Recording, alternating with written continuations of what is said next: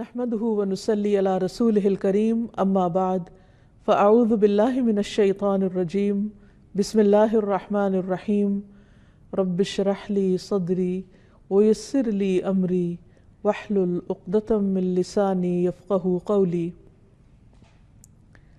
ناظرین، پروگرام اللہ کے خوبصورت نام کے ساتھ آپ کی خدمت میں حاضر ہیں۔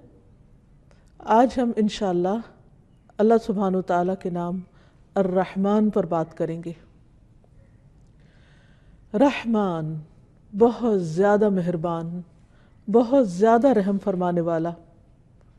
قرآن مجید میں اللہ تعالیٰ فرماتے ہیں قُلِ ادْعُوا اللَّهَ أَوِ ادْعُوا الرَّحْمَنَ أَيَّمَّا تَدْعُوا فَلَهُ الْأَسْمَاءُ الْحُسْنَى، کہہ دو اللہ کو پکارو یا رحمان کو پکارو، تم جس کو بھی پکارو گے سو یہ بہترین نام اسی کے ہیں، یعنی چاہو تو اللہ کہہ کے پکارو یا رحمان کہہ کے پکارو، کیونکہ رحمان بھی اس کا نام ہے۔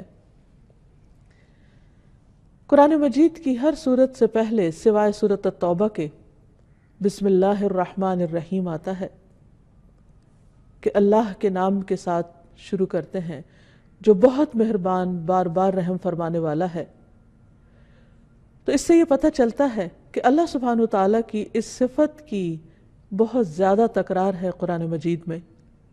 سورۃ فاتح کے شروع میں بھی الحمدللہ رب العالمین الرحمن الرحیم، سب تعریف اللہ کے لیے ہے جو رب ہے تمام جہانوں کا۔ کون ہے وہ رب؟ جو بہت ہی مہربان ہے، جس نے ہم پر ساری نعمتیں اس زمین کے اندر سے بھی نکالی اور آسمان سے بھی برسائیں اور ہر طرح سے ہمیں مالا مال کیا۔ یہ سب اس کی رحمت کی وجہ سے ہے، ورنہ ہم نے اپنے رب کے لیے کیا کیا ہے؟ اسے تو ہماری ضرورت بھی نہیں۔ ارشاد باری تعالیٰ ہے کتب علی نفسہ الرحمہ، اس نے اپنے اوپر رحمت کو لازم کر رکھا ہے، لکھ رکھا ہے، یعنی رحمت اس کی ہر چیز پر چھائی ہوئی ہے، ہر چیز پر غالب ہے۔ وہ بندوں کے ساتھ معاملہ بندوں کے اعمال کے مطابق نہیں کرتا، وہ اپنی رحمت کے ساتھ کرتا ہے۔ ہم بندے دن رات گناہ کرتے ہیں، دن رات اپنی جانوں پر ظلم کرتے ہیں، لیکن وہ ہم پر رحم کرتے ہوئے ہماری تمام ضروریات پوری کرتا ہے۔ الرحمن، جو بہت ہی مہربان ہے، اس کی یہ رحمت صرف انسانوں پر ہی نہیں، تمام مخلوقات پر ہے، تمام حیوانات پر ہے۔ اور پھر یہ رحمت ہی ہے جو انسان کے لیے امید اور آرزو کے دروازے کھولتی ہے اور انسان کے اندر چھپی ہوئی فطرت کو ابھارتی ہے، اسے نیک عمل پر ابھارتی ہے، اس کے اندر سے خوف اور مایوسی کو دور دھکیلتی ہے اور انسان کے دل میں امن و امان کا احساس دلاتی ہے، کیونکہ اسے معلوم ہے کہ اس کا رب بہت ہی مہربان ہے، بہت ہی رحم فرمانے والا ہے، جو ہر حال میں اپنے بندے کا خیال رکھنے والا ہے، خواہ بندہ نیک کام کر رہا ہو یا گناہ کے کام کر رہا ہو۔ اور پھر یہ بھی یاد رہے کہ رحمان کا یہ نام صرف رحمان کے لیے خاص ہے، اس لیے کوئی شخص اپنا نام صرف رحمان نہیں رکھ سکتا۔ ہاں، اللہ سبحانہ وتعالیٰ کو جو نام پسند ہے وہ عبد الرحمن ہے، یعنی رحمان سے پہلے عبد کا لفظ لگایا جائے کہ بندہ خود رحمان نہیں، کیونکہ کسی بھی انسان کے اندر رحمان جیسی صفت نہیں ہو سکتی، ہاں وہ رحمان کا بندہ ضرور ہو سکتا ہے۔ قرآن مجید میں متعدد جگہوں پر اللہ سبحانہ وتعالیٰ کے اس نام کا ذکر آیا ہے، تقریباً 45 جگہوں پر بسم اللہ الرحمن الرحیم کے علاوہ، اور قرآن مجید کی ایک سورت بھی اس نام سے ہے، سورۃ الرحمن، جو بہت ہی خوبصورت اور بہت ہی پیاری سورت ہے، جس میں اللہ سبحانہ وتعالیٰ کی بہت ساری نعمتوں کا ذکر ہوا ہے جو اس نے اپنے بندوں کے لیے دنیا اور آخرت میں تیار کی ہیں۔ بہت ہی بہترین چیزیں، ان میں سے ایک ایک چیز کا نام لیا، لیکن حیرت ہوتی ہے کہ سب سے پہلے اس نے اپنی جس نعمت کا ذکر کیا ہے وہ قرآن کی تعلیم ہے۔ ارشاد باری تعالیٰ ہے، سورت کا آغاز ہوتا ہے الرحمن علم القرآن۔ کون ہے رحمان؟ کون ہے رحم فرمانے والا؟ کون ہے مہربان جو قرآن کی تعلیم دیتا ہے؟ گویا انسان کی جتنی بھی ضروریات ہیں وہ رحمان نے پوری کی، لیکن ان میں سے سب سے بڑی ضرورت یعنی ضرورت ہدایت کہ انسان اس زندگی میں کس طرح اپنے عقل اور شعور اور ہوش و حواس کو صحیح طور پر استعمال کرے، کسی بھی کام میں کون سا راستہ اختیار کرے، اس نے اس کے لیے انسان کو تنہا نہیں چھوڑ دیا۔ الذی اعطى کل شیء خلقہ ثم ہدی، جس نے ہر چیز کو ایک صورت بخشی پھر ان کو راہ دکھائی۔ جس طرح اس نے پودوں کو سکھایا کہ انہوں نے کیا پیدا کرنا ہے، کیسے ظاہر ہونا ہے، جس نے ایک چھوٹے سے چھوٹے جانور کو اپنا کام سکھایا، اسی نے انسان کو زندگی گزارنے کا مکمل ضابطہ حیات دیا، بہترین طریقہ سکھایا، انسان کی ہدایت کا بندوبست کیا اور قرآن کی تعلیم دی۔ پھر اس کے بعد خلق الانسان، انسان کی تخلیق کی بات ہوئی کہ یہ بھی اس کی رحمت ہے۔ علمہ البیان، اس کو بولنا سکھایا، اسے اظہار خیال کرنا سکھایا، یہ بھی رحمان کی رحمت ہے۔ تو بہرحال اللہ سبحانہ وتعالیٰ کی اتنی نعمتیں ہیں، اتنی رحمتیں ہیں کہ جن کو انسان شمار نہیں کر سکتا، ان کو گن نہیں سکتا۔ اسی لیے سورۃ الرحمن میں بار بار اس آیت کی تکرار ہوتی ہے، فَبِأَيِّ آلَاءِ رَبِّكُمَا تُكَذِّبَانِ، تم اپنے رب کی کون کون سی نعمتوں کا انکار کرو گے، کن کن نعمتوں کو جھٹلاؤ گے۔ تو ہم کسی بھی نعمت کا انکار نہیں کر سکتے، کیونکہ اگر رب عطا نہ کرے تو کوئی انسان یا کوئی دوسری مخلوق انسان کو یا دوسری مخلوقات کو وہ سب کچھ دے نہیں سکتی۔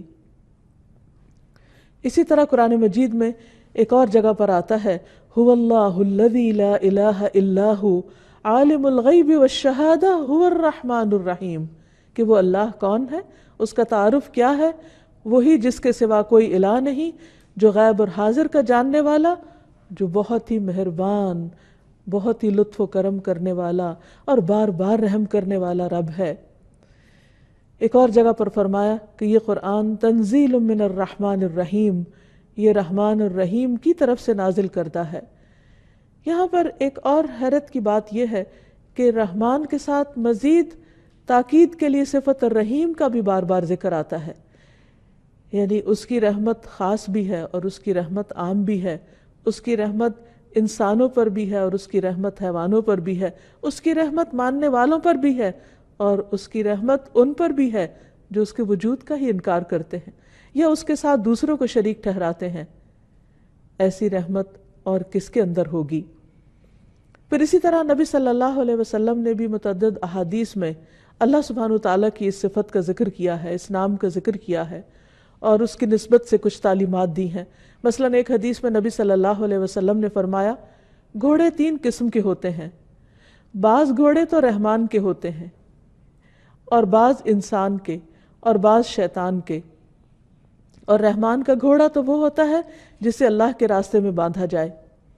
تو گویا اللہ سبحانہ وتعالیٰ کی یہ رحمت ہے کہ اس نے ہمارے لیے سواریوں کا انتظام کیا، یہ اس کی رحمت ہے کہ اس نے ہمارے کھانے پینے کے لیے طرح طرح کی چیزیں اگائیں، اس کی رحمت ہے کہ اس نے ہمارے زبان کو ذائقہ کی قوت دی کہ ہم مختلف چیزوں کو چکھ سکیں اور ان سے لطف اٹھا سکیں۔ یہ اس کی رحمت ہے کہ اس نے صرف چکھنے کی نہیں، سونگھنے کی صلاحیت بھی دی تاکہ جو چیز کھا رہے ہیں اس کے ذائقے کے ساتھ ساتھ اس کی خوشبو سے بھی فائدہ اٹھائیں۔ پھر اس نے ہمیں دیکھنے کی صلاحیت بخشی، یہ بھی اس کی رحمت ہے کہ جب ہم دیکھتے ہیں تو دیکھ کر بھی اس سے لطف اٹھاتے ہیں۔ پھر اسی طرح اس نے چھونے کی صلاحیت دی، اس کی مختلف طرح کی نعمتوں کو جب ہم کھا رہے ہوتے ہیں، استعمال کر رہے ہوتے ہیں تو ان کو ہاتھوں سے چھو کر بھی ایک لذت حاصل کرتے ہیں۔ یہ سب کچھ اس کی رحمت ہی تو ہے کہ اس نے اپنے بندے کو اتنی بہترین قوتوں اور صلاحیتوں سے نوازا ہے۔ ان ساری نعمتوں کے ہوتے ہوئے انسان اپنے رب کا بڑا ہی ناشکرا ہے، اور رب اس بات کا شکوہ بھی کرتے ہیں۔ وہ رب رحیم قرآن مجید میں ہمیں بتاتے ہیں کہ بعض لوگ ایسے ہیں کہ جو رحمان کی ان نعمتوں کو، اس رحمت کو محسوس ہی نہیں کرتے۔ قرآن مجید میں آتا ہے وَإِذَا رَآكَ الَّذِينَ كَفَرُوا إِن يَتَّخِذُونَكَ إِلَّا هُزُوًا أَهَذَا الَّذِي يَذْكُرُ آلِهَتَكُمْ وَهُمْ بِذِكْرِ الرَّحْمَنِ هُمْ كَافِرُونَ۔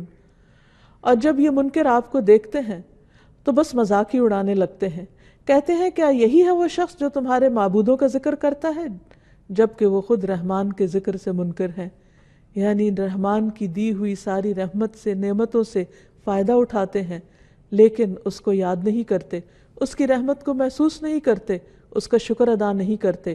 اور جب ان سے کہا جاتا ہے کہ رحمان کو سجدہ کرو تو کہتے ہیں وہ رحمان کیا ہوتا ہے؟ وَإِذَا قِيلَ لَهُمُ اسْجُدُوا لِلرَّحْمَنِ قَالُوا وَمَا الرَّحْمَنُ أَنَسْجُدُ لِمَا تَأْمُرُنَا وَزَادَهُمْ نُفُورًا۔ اور جب انہیں کہا جاتا ہے کہ رحمان کو سجدہ کرو تو کہتے ہیں کہ رحمان کیا ہوتا ہے؟ کیا ہم اس کو سجدہ کریں جس کا تو ہمیں حکم دیتا ہے؟ اور یہ دعوت ان کی نفرت میں مزید اضافہ کرتی ہے۔ لیکن اس کے باوجود کہ وہ رحمان کو سجدہ نہیں کرتے، وہ اس کی نعمتوں کا اعتراف نہیں کرتے، وہ اس کی مہربانیوں کو محسوس نہیں کرتے، رحمان اپنی رحمت کرنا بند نہیں کرتا، پھر بھی وہ دن رات ان پر اپنی رحمت کرتا چلا جاتا ہے۔ پھر اسی طرح ہم دیکھتے ہیں کہ مشرکین مکہ بھی اللہ سبحانہ وتعالیٰ کی اس صفت کے ساتھ اس کے اس نام کو نہیں جانتے تھے، نہیں پہچانتے تھے۔ صلح حدیبیہ کا واقعہ تاریخ کا مشہور واقعہ ہے، جس میں سہیل بن عمرو آیا تو کہنے لگا کہ ہمارے اور اپنے درمیان صلح کی ایک تحریر لکھ لیں۔ چنانچہ نبی صلی اللہ علیہ وسلم نے کاتب کو بلوایا اور فرمایا کہ لکھو بسم اللہ الرحمن الرحیم، اللہ کے نام کے ساتھ جو مہربان ہے، رحمان ہے، بہت بار بار رحم فرمانے والا ہے۔ تو سہیل کہنے لگا اللہ کی قسم میں رحمان کو نہیں جانتا۔ یہ کس قدر حیرت کی بات ہے کہ جس کی رحمت سے ہم سانس لیتے ہیں، جس کی رحمت سے ہم چلتے پھرتے ہیں، جس کی رحمت سے یہ ساری کائنات ہمارے لیے مسخر کی گئی، جس کی رحمت کی وجہ سے ہمیں ہر چیز کی تعلیم دی گئی، ہمیں عقل اور سوچنے سمجھنے کی قوت دی گئی، اسی کو انسان نہ پہچانے، اسی کی ناشکری کرے۔ تو کہنے لگا کہ میں رحمان کو نہیں جانتا، وہ کیا چیز ہے؟ ہاں تم یوں لکھو بسمک اللہم، جیسے تم پہلے لکھا کرتے تھے۔ انسان کے لیے کس قدر بدقسمتی کی بات ہے کہ وہ اپنے رب کی رحمت کو محسوس نہ کرے، کیونکہ یہی رحمت انسان کے اندر ایک رقت پیدا کرتی ہے، اپنے رب کا ایک قرب نصیب کرتی ہے۔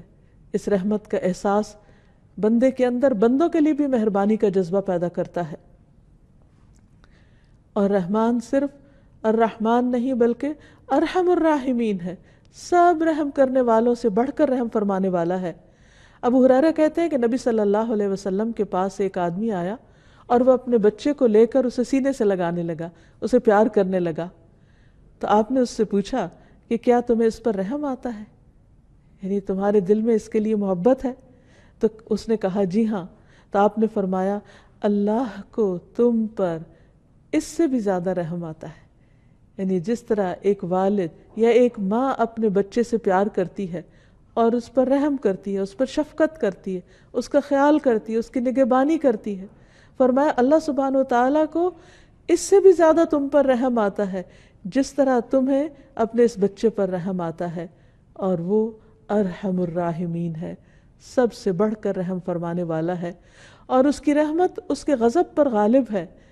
حضرت ابو ہریرہ کہتے ہیں کہ رسول اللہ صلی اللہ علیہ وسلم نے فرمایا جب اللہ تعالیٰ مخلوق کو پیدا کر چکا تو اپنی کتاب یعنی لوح محفوظ میں جو اس کے پاس عرش پر موجود ہے اس نے یہ لکھ دیا کہ میری رحمت میرے غضب پر حاوی ہے، یعنی اللہ سبحانہ تعالیٰ کی رحمت اس کے غصے اور اس کے غضب سے کہیں زیادہ ہے۔ ایک اور حدیث سے ہمیں پتہ چلتا ہے کہ اس کی رحمت کے 100 حصے ہیں جن میں سے اس نے صرف ایک حصہ زمین پر اتارا ہے۔ نبی صلی اللہ علیہ وسلم نے فرمایا اللہ کے لیے 100 رحمتیں ہیں، ان میں سے ایک جنات، انسانوں، چوپایوں اور کیڑوں مکوڑوں کے لیے نازل کی گئی ہے، یعنی ان کے اندر ڈال دی گئی ہے، اور اس رحمت کی وجہ سے وہ آپس میں ایک دوسرے پر مہربانی اور شفقت کرتے ہیں۔ اسی وجہ سے وحشی جانور اپنے بچے پہ شفقت کرتا ہے، یعنی دوسرے جانوروں کو وہ ہنٹ کر لیتا ہے، ان کا شکار کرتا ہے، لیکن اپنے بچے کو وہ پلنے دیتا ہے۔ اور اللہ سبحانہ تعالیٰ نے 99 رحمتیں بچا کر رکھی ہیں جن سے وہ قیامت کے دن اپنے بندوں پر رحمت کرے گا، کیونکہ قیامت کے دن کوئی بھی ایسا نہ ہوگا کہ جس کے اعمال ایسے ہوں کہ وہ صرف اپنے اعمال کی وجہ سے جنت میں جا سکے۔ اسی لیے اللہ سبحانہ تعالیٰ نے جنت کو بھی اپنی رحمت کہا ہے کہ انتی رحمتی، تو میری رحمت ہے، ارحم بکی من اشاء، تیرے ذریعے میں جس پہ چاہوں گا رحم فرماؤں گا۔ یعنی کسی بھی انسان کا جنت میں جانا صرف اور صرف اللہ کی رحمت کی بنا پر ہے۔ پھر سوال یہ پیدا ہوتا ہے کہ اگر اللہ کی رحمت سے ہی جنت میں جانا ہے تو پھر اچھے عمل کی کیا ضرورت ہے؟ ہاں، اچھے اعمال، نیک اعمال، اللہ سبحانہ تعالیٰ کو راضی کرنے والے اعمال اللہ کی رحمت کو جوش میں لاتے ہیں، وہ اس کی رحمت کو لانے کا سبب بنتے ہیں۔ ایک اور حدیث میں بھی آتا ہے، نبی صلی اللہ علیہ وسلم نے فرمایا، اللہ تعالیٰ نے اپنی رحمت کو 100 اجزاء میں تقسیم کیا، جن میں سے 99 اس کے اپنے پاس ہیں اور ایک حصہ اس نے زمین پہ نازل کیا۔ اسی وجہ سے، اس ایک حصے کی وجہ سے جو اس نے پوری مخلوق کے اندر بانٹ دیا، مخلوق ایک دوسرے کے ساتھ نرمی اور مہربانی کا معاملہ کرتی ہے، اچھائی سے پیش آتی ہے، یہاں تک کہ گھوڑا اپنے بچے پر پاؤں نہیں مارتا، یعنی وہ جو ہر چیز کو پاؤں کے ساتھ دھکیل دیتا ہے وہ اپنے بچے کو نہیں دھکیلتا، اس اندیشے کے تحت کہ اسے کوئی نقصان نہ ہو۔ پھر یہ ہے کہ قیامت کے دن اس ایک حصے کی واپسی اور اللہ کے دوستوں کو اس سے مکمل فائدہ پہنچے گا۔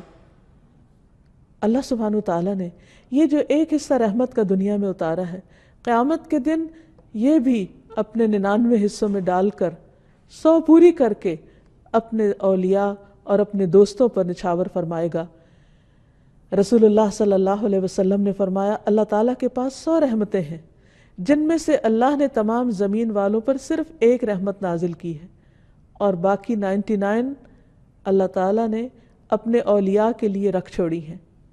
پھر اللہ اس ایک رحمت کو بھی، یعنی جو ابھی اس نے اس دنیا میں اتاری ہوئی ہے، اسے بھی اس 99 کے ساتھ ملا دے گا، اور قیامت کے دن اپنے دوستوں پر اپنی 100 رحمتیں پوری فرما دے گا۔ تو آپ سوچئے کہ پھر وہ کیسا انعام ہوگا، کیسا اکرام ہوگا، کیسا احسان ہوگا جو وہ اپنے بندوں پر کرے گا۔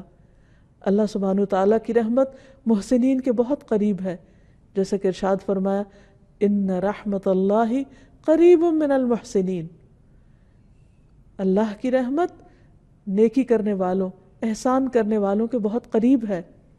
یعنی ویسے تو اللہ سبحانہ تعالیٰ کی رحمت ہر ایک کے لیے ہے، لیکن قیامت کے دن وہ خاص اس کے دوستوں کے لیے ہوگی۔ وہ دوست کون ہیں؟ جو اللہ سبحانہ تعالیٰ کو اس دنیا میں راضی کرتے ہیں، اس کے احکامات پر چلتے ہیں، اس کی عبادت کرتے ہیں، اس کی اطاعت کرتے ہیں، اس کی خوشی کو اپنی خوشی پر مقدم رکھتے ہیں، اس کی رضا کو اپنی رضا کے آگے رکھتے ہیں۔ ایسے لوگوں پر اللہ سبحانہ تعالیٰ اپنی رحمتیں تمام کر دے گا۔ پھر اسی طرح یہ ہے کہ قیامت کے دن اللہ کے نافرمانوں پر بھی کچھ رحمت ہوگی۔ حدیث میں آتا ہے کہ وہ جہنمی جو اس میں ہمیشہ رہیں گے، یعنی جہنم میں، ان پر تو نہ موت آئے گی اور نہ ہی انہیں کوئی زندگی نصیب ہوگی۔ البتہ جن پر اللہ تعالیٰ اپنی رحمت کا ارادہ فرمائے گا، انہیں جہنم میں موت دے دے گا، پھر سفارش کرنے والے ان کی سفارش کریں گے، اور ہر آدمی اپنے دوستوں کو نکال کر لے جائے گا۔ وہ لوگ ایک خصوصی نہر میں، جس کا نام نہر حیات ہے یا نہر جنت، وہاں غسل کریں گے اور ایسے اگائیں گے جیسے سیلاب کے بہاؤ میں دانہ اگاتا ہے۔ تو بہرحال اللہ سبحانہ تعالیٰ کی یہ رحمت اپنے دوستوں کے لیے تو خاص ہوگی، لیکن اس کی اس رحمت سے کچھ وہ بھی لوگ فائدہ اٹھائیں گے کہ جو اس کے نافرمان ہیں، جن کے پاس کوئی ایک بھی نیکی یا کوئی ایک بھی فرما برداری کا کام نہیں تھا۔ اس دنیا میں اگر انسان اللہ سبحانہ تعالیٰ کی رحمت کو محسوس کرنا چاہے تو اس کے لیے لازم ہے کہ وہ باہر نکلے اور زمین و آسمان کی تخلیق پر غور کرے اور اللہ سبحانہ تعالیٰ کی قدرت کے مشاہدات کو دیکھے کہ کس طرح بارش برستی ہے، کیونکہ بارش بھی اس کی رحمت کا ایک حصہ ہے، اور پھر کس طرح رات دن میں اور دن رات میں تبدیل ہو جاتے ہیں، کس طرح زمین پر یہ تبدیلی آ جاتی ہے، کس طرح سورج کی تپش فصلوں کو پکاتی ہے، اور کس طرح چاند کی روشنی راتوں کو ٹھنڈک بخشتی ہے۔ قرآن مجید میں اللہ تعالیٰ فرماتے ہیں وَمِن رَحْمَتِهِ جَعَلَ لَكُمُ اللَّيْلَ وَالنَّهَارَ لِتَسْكُنُوا فِيهِ وَلِتَبْتَغُوا مِن فَضْلِهِ وَلَعَلَّكُمْ تَشْكُرُونَ، اور اس نے اپنی رحمت ہی سے تمہارے لیے رات اور دن کو بنایا تاکہ تم اس میں آرام کرو۔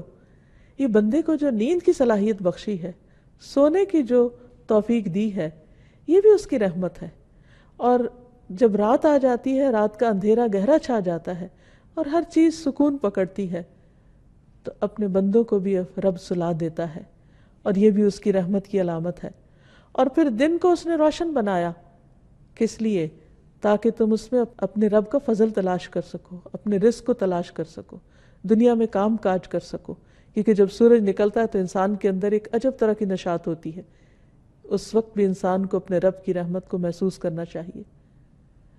گرمی کے بعد جب ٹھنڈی ہوا چلتی ہے تو یہ کون چلاتا ہے؟ یہ بھی رب کی رحمت کی علامت ہوتی ہے۔ اسی طرح جیسے یہاں فرمایا وَهُوَ الَّذِي أَرْسَلَ الرِّيَاحَ بُشْرًا بَيْنَ يَدَيْ رَحْمَتِهِ وَأَنزَلْنَا مِنَ السَّمَاءِ مَاءً طَهُورًا، اور وہی ہے جس نے ہواؤں کو اپنی رحمت سے پہلے خوشخبری کے لیے بھیجا، یعنی بارش کے آنے سے پہلے جب ہوا چلتی ہے تو اس کی رحمت کو محسوس کرنا چاہیے۔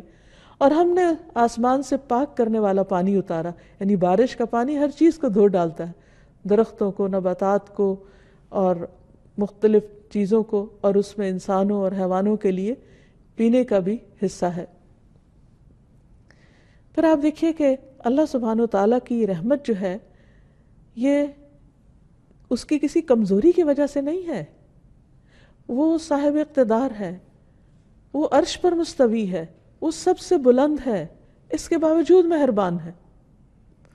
دنیا میں آپ دیکھیں گے کہ عام طور پر جب کسی انسان کو کوئی اقتدار ملتا ہے یا کوئی طاقت ملتی ہے تو عموماً وہ ظالم ہو جاتا ہے، لیکن اللہ سبحانہ و تعالیٰ سے بڑھ کر طاقت کس کے پاس ہے؟ اللہ سبحانہ و تعالیٰ سے زیادہ بلند مقام کس کے پاس ہے؟ لیکن اس کے باوجود وہ مہربان ہے۔ قرآن مجید میں آتا ہے الرحمن علی العرش استوى، رحمان عرش پر مستوی ہے، یعنی اتنی بلندی پر ہونے کے باوجود وہ مہربان ہے۔ پھر اسی طرح قرآن مجید میں متعدد مقامات پر العزیز الرحیم کا لفظ آتا ہے۔ ایک طرف وہ زبردست ہے، وہ غلبے والا ہے، وہ قوت والا ہے، وہ اپنا حکم نافذ کر سکتا ہے، اور دوسری طرف وہ بہت مہربان ہے۔ عام طور پر بندوں کے اندر زیادہ تر وہ مہربان ہوتے ہیں جو اپنی کسی ویکنس کی وجہ سے دوسروں پر مہربانی کر رہے ہوتے ہیں، یا تو فطرتاً ان کے اندر ایک ایسی کیفیت ہوتی، یا پھر جب وہ دیکھتے ہیں کہ وہ کوئی قوت نہیں رکھتے، کوئی طاقت نہیں رکھتے، تو عام طور پر وہ مسکین ہو جاتے ہیں یا پھر نرم مزاج ہو جاتے ہیں۔ بائی چوائس بہت کم لوگ مہربانی کا رویہ اختیار کرتے ہیں، کیونکہ جو جو نعمتیں زیادہ ہوتی چلی جاتی ہیں، یعنی ان پر اللہ کا فضل زیادہ ہوتا ہے، وہ تو بندوں کے ساتھ مہربانی کی خو کو چھوڑ دیتے ہیں، الا ماشاء اللہ، مگر یہ کہ جس کو اللہ توفیق دے۔ لیکن اللہ سبحانہ وتعالیٰ جو سارے خزانوں کا مالک، جو سب کچھ کر سکتا ہے، وہ اپنے نافرمانوں کو ایک آن میں ختم کر سکتا ہے، لیکن اس کے باوجود وہ ان کو رزق دیتا رہتا ہے۔ اور ایک اور جگہ پر فرماتا ہے وَرَبُّكَ الْغَفُورُ ذُو الرَّحْمَةِ، تیرا رب بخشنے والا ہے، رحم فرمانے والا ہے۔ لَوْ يُؤَاخِذُهُمْ بِمَا كَسَبُوا لَعَجَّلَ لَهُمُ الْعَذَابَ، اگر وہ بندوں کے گناہوں کی وجہ سے انہیں پکڑنے لگے تو بہت جلد ان کو عذاب دے دے، لیکن وہ ایسا نہیں کرتا۔ اور آپ دیکھیے، کسی اور کی بات چھوڑیے، خود ہم اپنے آپ پر غور کریں تو ہم ایک دن میں کتنی نافرمانیاں کر جاتے ہیں، لیکن اس کے باوجود ہم چلتے پھرتے، کھاتے پیتے سب کچھ کرتے ہیں، اور پھر اللہ سبحانہ وتعالیٰ ہمیں پلٹنے کا موقع بھی دیتے ہیں کہ ہم اس سے معافی مانگ لیں تو معاف بھی کر دے گا۔ یعنی ساری نعمتیں لینے کے بعد حق تو یہ تھا کہ ہم اس کا شکر ادا کرتے، اس کی فرما برداری کرتے، اس کو خوش کرتے، لیکن الٹا ہم اس کو ناراض کرتے۔ جب ناراض کر چکتے تو وہ پھر بھی ہمیں نہیں چھوڑتا، اس کی رحمت کو دیکھیے، پھر وہ اپنی طرف بلاتا ہے کہ آؤ اپنے رب کی طرف پلٹ آؤ، اس کی رحمت تمہیں ڈھانپ لے گی۔ پھر آپ دیکھیے کہ دنیا میں یہ ساری نعمتیں، یہ رحمتیں تو سب کے لیے عام ہیں، لیکن ایک دن پھر ایسا آئے گا کہ جب بندوں میں فرق کر دیا جائے گا۔ ایک طرف اس کے اطاعت گزار بندے ہوں گے جن پر وہ اپنی ساری نعمتیں اور رحمتیں پوری کرے گا، اور دوسری طرف اس کے گناہگار بندے ہوں گے۔ ان گناہگاروں میں سے بھی وہ بہت کو بخش دے گا، ہاں صرف ان کو چھوڑ دے گا جو شرک کرنے والے ہوں گے، کیونکہ اللہ سبحانہ وتعالیٰ نے فرمایا کہ اللہ تعالیٰ سارے گناہوں کو معاف کر دے گا، ہاں شرک تو شرک کا گناہ نہیں معاف کرے گا۔ جیسا کہ باقی تمام ناموں کے ساتھ اللہ سبحانہ وتعالیٰ کو پکارا جاتا ہے، اسی طرح اس کی اس صفت کے ساتھ بھی اس کو پکارنا چاہیے۔ نبی صلی اللہ علیہ وسلم نے کچھ ایسی دعائیں سکھائی ہیں کہ جن میں رحمان کا ذکر آتا ہے۔ مثلا قرض کی ادائیگی میں آسانی کے لیے رحمان کو پکارنا چاہیے۔ حضرت انس کی روایت ہے کہ رسول اللہ صلی اللہ علیہ وسلم نے حضرت معاذ سے فرمایا، کیا میں تمہیں ایسی دعا سکھاؤں کہ اگر تم اس کے ساتھ دعا کرو تو تم پر احد پہاڑ کے برابر بھی قرضہ ہو تو اللہ تعالیٰ تم سے ادا کر دے گا۔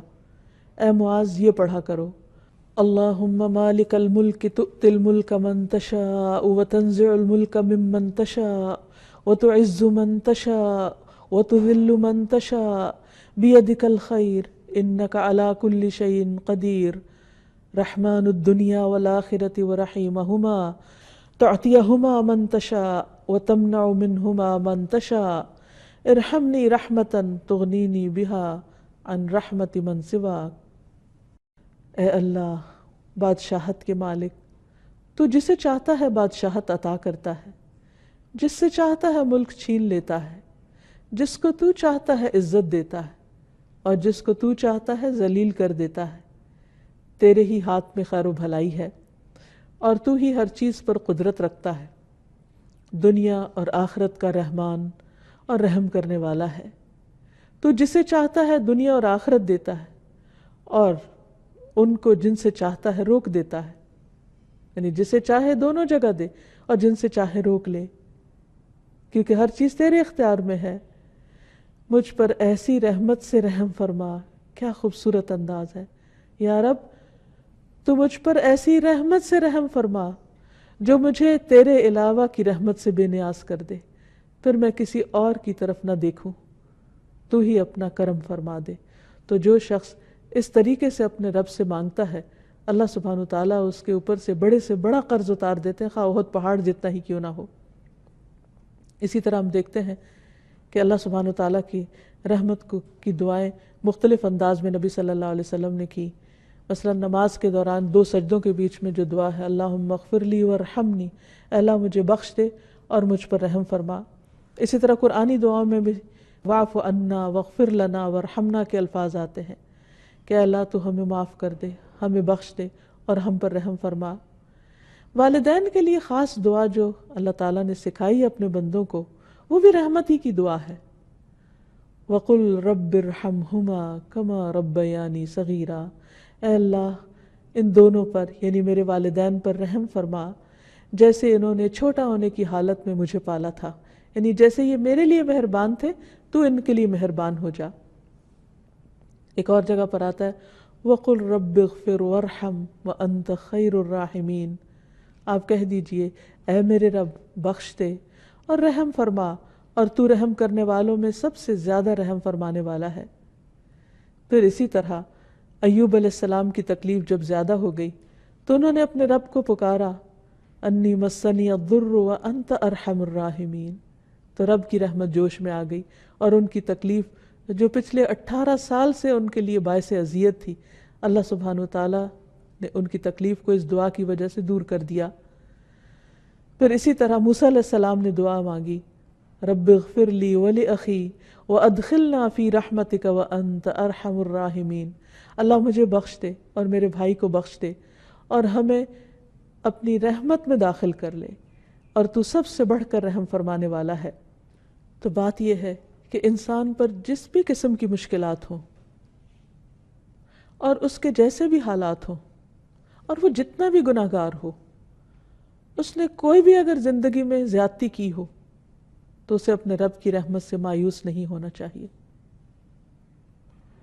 اسے رب کو یا رحمان کہہ کر اس کی رحمت کا مطالبہ کرنا چاہیے، اس کی رحمت کی دعا کرنی چاہیے، اس کی رحمت کو جوش میں لانا چاہیے، اسی کے دامن میں پناہ لینی چاہیے، اس لیے کہ وہ سب سے بڑھ کر رحم فرمانے والا ہے۔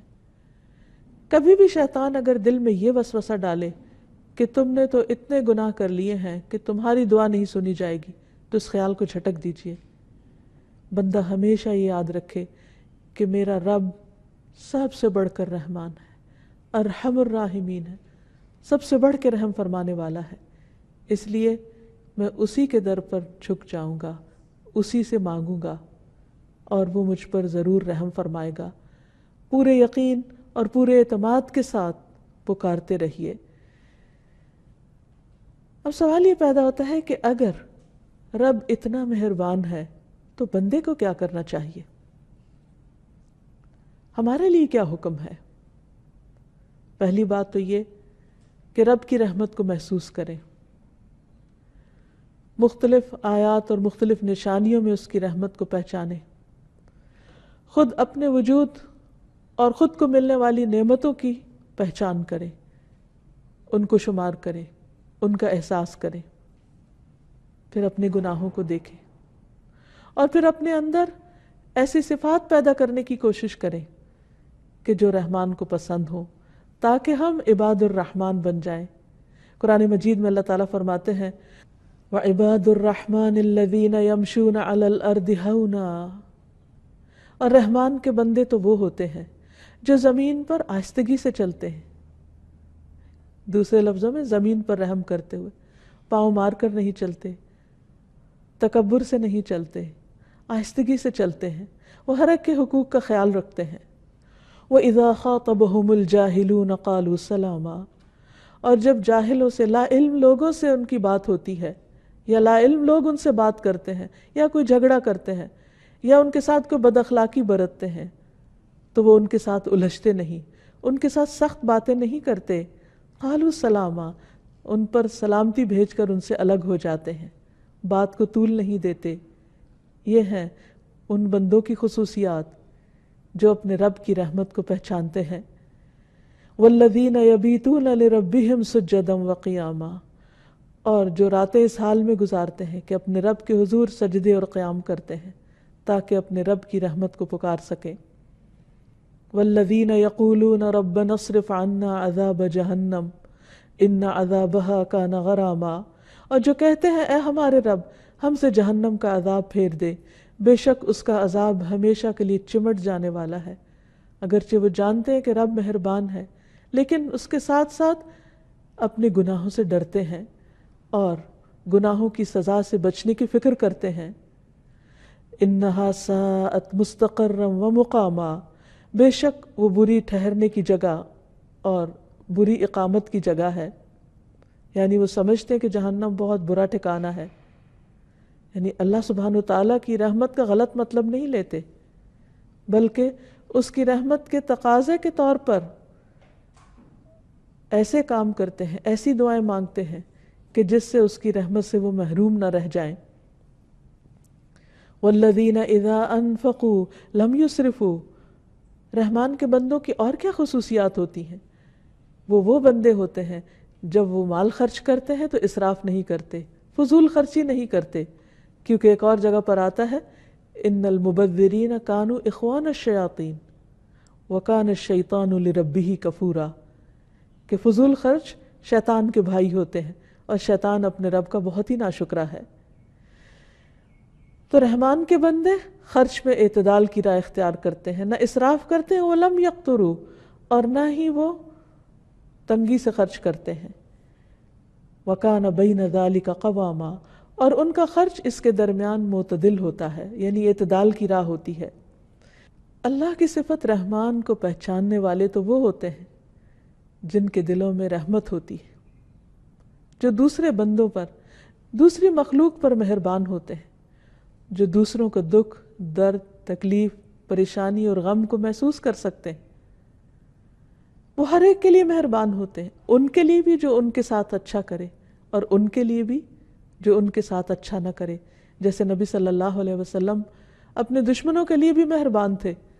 فَلَعَلَّكَ بَاخِعٌ نَفْسَكَ عَلَىٰ آثَارِهِمْ إِن لَّمْ يُؤْمِنُوا بِهَٰذَا الْحَدِيثِ أَسَفًا، کہ شاید آپ اپنی جان ان کے پیچھے غم سے ہلاک کر لیں اگر وہ اس بات پر ایمان نہ لائے، یعنی جو ایمان نہ لائے، جو آپ کی دعوت پر لبیک نہیں کہنے والے تھے، آپ ان کے لیے بھی روتے تھے، ان کے لیے بھی درد محسوس کرتے تھے۔